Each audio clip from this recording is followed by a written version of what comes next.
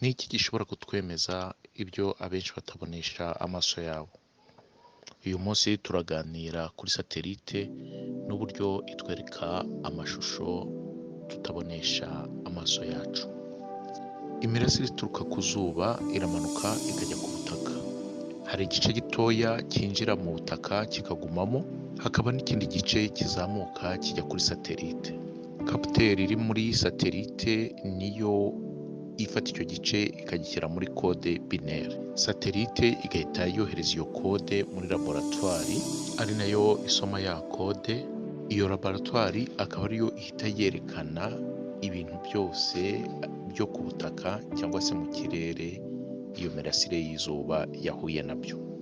Mureke dufate urugero duhereye ku mwuka uhumanya ikirere witwa dioxine de carbone, abenshi bakunze kwita carbone. Bivuze hejuru dufite izuba, urumuri rwaryo ruramurika ku gice cy'ubutaka, noneho nirumara kumurika ku gice cy'ubutaka kimwe, noneho tubone agace aho gaherereye.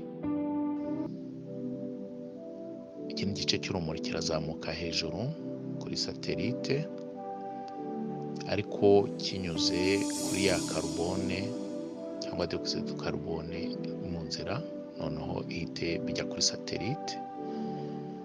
Ya satelite yerekana ko ari carbone ariko iyi dekode, nimara kwishyira muri ya kode ihite yohereza muri ya laboratwari.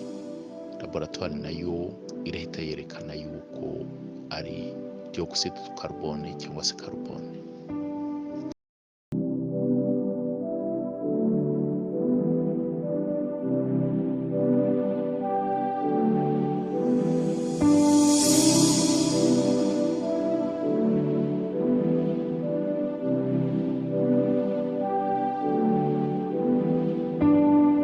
Ubutaha tuzakomeza tubaganiriza ku myuka ihumanya ikirere n'uburyo itangira ubushyuhe bwagombaga gusubira mu kirere, akaba ari byo bituma habaho ubwiyongere bw'ubushyuhe ku isi.